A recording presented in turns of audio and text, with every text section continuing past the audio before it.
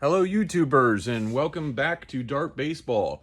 This is video 3 of the series where we will be explaining all of the zones on the board, as well as some variations of different boards that I have come across over the years, and eventually ending up in a simulated game. And at that point, you should be ready to play. I have broken down the board into 8 basic zones. We will be starting with the bullseye and working our way out, occasionally crossing into other zones in order to explain the zone that we are concentrating on. Assuming that you've watched the previous videos, now that we have a pretty good idea of the ground rules, these zones should now be pretty easy to understand. The 8 zones of the board, starting from the middle out, are the bullseye, the inner hit area, the area surrounding the inner hit zone, the out zone, the foul areas, and I will explain what is a foul and what is not, the base zones, the outer ball and strike zones, and finally the outermost zones. And I will break down each one of these individually and explain some of the misnomers about some of these that have led to some confusion in the game. Zone number 1, the bullseye. The bullseye in Dart Baseball is perhaps the only thing on the board that is directly related to darts and not so much baseball. What it means is that you are automatically out of the inning. Remember, you are the pitcher. This is ideal for you. You could also consider it an automatic 3 outs, or however many outs it is that you need to get out of that inning. It means the side is now retired, and whatever scores have taken place will be recorded, and that's the end of it. You pass the darts to the next guy.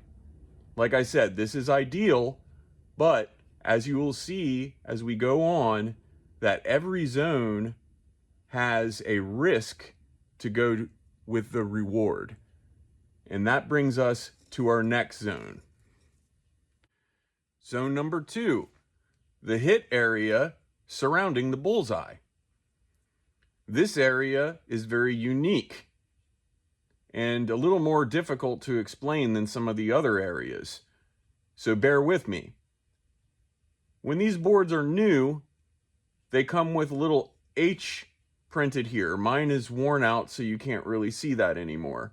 But what this area is the hit zone. When your dart hits this area, it means that the ball has been hit. It doesn't mean that it's a hit and the guy's safe at first automatically. What's unique about this zone is that once your dart hits this, you can now use the other darts in your hand to defend against that hit. So if I aim at the bullseye and I miss it, which very likely happens, and I end up with a dart here, then now I can take my next dart and I can hit first base and get that runner out. Now is a good time to notice that these bases are different sizes. First base is bigger than all of them because, just as in real baseball, first base is the most sure out. Okay, so I know this part of the game is probably the most confusing for a beginner, so I'm just going to run through a few examples, and this will also kind of put in play some of those ground rules, and you'll start to understand why things are the way that they are. So I've got my 3 darts in my hand. I go and I aim at the bullseye because I just want to get out of the inning. I just want to get my 3 automatic outs or retire the side automatically. And I aim at the bullseye. I end up hitting the hit zone, which very likely will happen. All you have to do is miss the bullseye, and that's what you're going to end up with. Now, I have 2 darts left in my hand. Naturally, I'm going to take that second dart and I'm going to try to hit first base. Not doing that would be idiotic. I would just be allowing the runner to reach first. So I'm going to take that second dart and I'm going to hit first base and get him out. Now, let's do the scenario where I get him out. Okay, so my second dart is now on first base. I know that I have one out, but I still have one more dart in my hand. Well, remember the rule that we have to get rid of all of our darts before we can go back and get them. There's a reason for that, and it makes sense more as we learn. So I have one dart left in my hand, and I need to do something with it. It is not going to be a good idea for me to aim at the bullseye now, because if I end up hitting that hit zone again, I don't have any darts left in my hand to defend against a hit. So what I'm going to do is I'm going to take that third dart in my hand and throw it somewhere safe, like maybe this foul area. Maybe I'll try to aim for a strike, but remember, risk and reward, I might end up hitting something I don't want. You can also maybe aim for an out. If you really wanted to be safe, you can just throw the dart clear off the board and just take a ball. That would be fine, but most people with some skill will go ahead and try to make something out of it and get the foul area, because that means that you have a strike on the next batter. Okay, so that's what I would do with that third dart if I went and achieved that out at first. Now, here's another scenario. Say I aim at the bullseye, I end up missing it, I get the hit, and then I need to go defend it, so I go and I aim at first base, but I miss. Say I end up hitting this ball. Then that would mean that the runner is safe at first and that there is a ball on the next batter. Because remember, every dart counts for something. We do not have darts that just mean nothing. You have to kind of keep track of what's going on with every dart thrown. So by me missing the runner at first, the runner running to first, it means that he's safe at first, and my dart hit here, it's a ball on the next batter. If it hit here, it's a strike on the next batter. If it hit here, it's a foul. If it hit here, whoopity-doo, I got myself an out, but the runner is still safe at first. And in more advanced playing, sometimes we will actually make this out zone have more consequence to it, and we'll get into that later. Now, at this point, understanding this hit zone, you're probably getting all kinds of questions in your head. One of them I've been asked a lot is, can there be a double play in dart baseball? And yes, there can be. There can be almost any play that exists in real baseball except for a triple play. I haven't quite figured out a way that that can happen. But say, for example, we have a runner on first, and you come back and you get your 3 darts, and you feel risky. You're confident in your skill, so you go ahead and aim at the bullseye again. You end up hitting the hit zone. Now you take your second dart, you hit second. You take your third dart, you hit first. Now you just got yourself a double play. Now, these bases also have other functions besides just getting outs. The only time you can achieve an out on the base is after a dart hits this center hit zone. No other area that constitutes a hit can be defended against. Okay, without getting too ahead of myself, we need to go on to the next zone.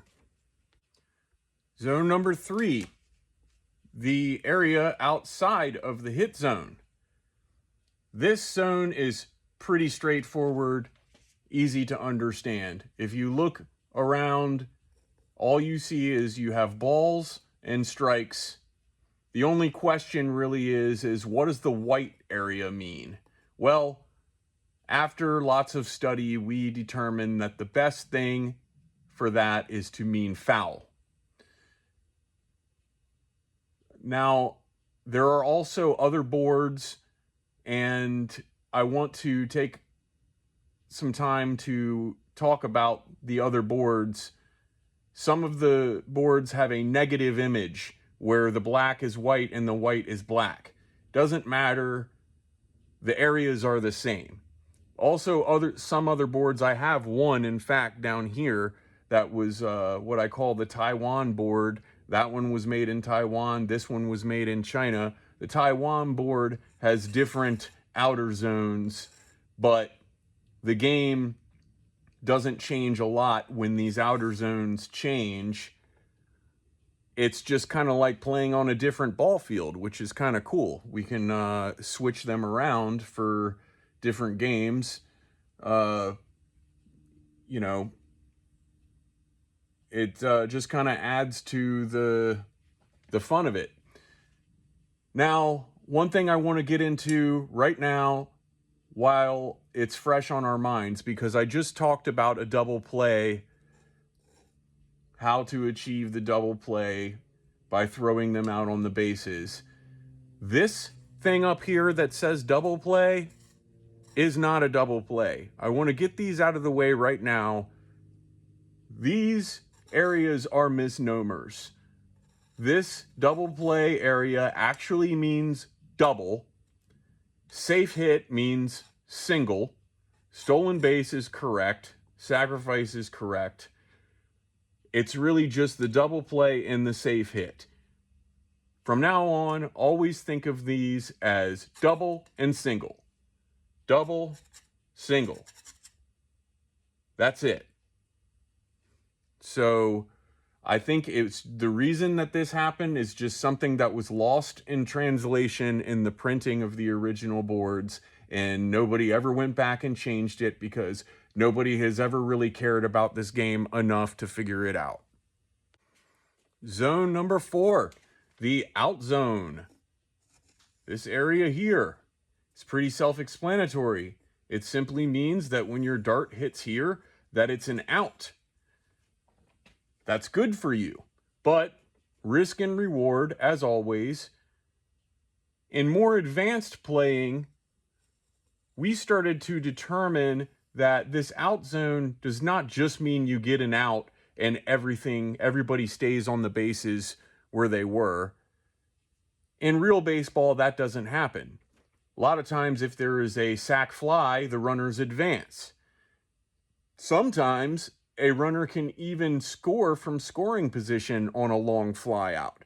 So depending on how advanced your playing is, you can set those rules accordingly. This study determined that the rules are pretty much loosely based. Even though I'm making this video and telling you all of the rules that I've discovered after long study and playing of this game, no matter what, it's just like any game, there are going to be levels where you and your buddies are going to decide what really needs to happen in the game in order to keep it competitive or keep it fair. So in my level of advanced play, a lot of times I take this out zone and I have it mean that whenever an out is achieved, if anybody is on the bases, they advance. And then I also have a rule where if you have one out and a runner is in scoring position, as anybody knows in Major League Baseball, they call second base scoring position. That means because a runner can easily score on a hit from second base. So in my advanced level of rules, I will actually say that if there is only one out and there is a runner on second, then he will score on an out. So we make that out zone actually have a little bit more risk to it, so you don't have guys just always just aiming at outs in these little safe areas that get chewed up over time. It makes it so if there are guys on base, at least there's a little bit more risk to it and it doesn't tilt the game, so to speak.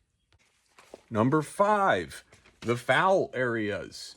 Okay, these are pretty self-explanatory at this point. A foul just means a foul. We've already told you that the white or the negative image of it on a different board is also foul. One more thing to add, these little strips up here between the strike and ball outer zones, we also determine to mean foul. Just as a note, this area on the edge of the board is ball, as is anything else. If I throw the dart and it misses the board completely, again, that counts as a ball. Zone number 6, the bases. First, second, third, home. Just as in real baseball. We've already talked about how these bases can be used to defend against plays, but the one note that I need to talk about when I'm talking about the bases is when you are not using these bases in defense against a hit from the center zone, if these bases are hit seemingly accidentally, right, they become a risk factor, not a reward factor. So if I was to be aiming at an out right here and I hit first by accident, that means a single. And it's an automatic single that cannot be defended against. Same as in second. Say I'm aiming at strikes. I'm just trying to strike a guy out, and I end up hitting second right here. Well, that's a double. That's not good for you.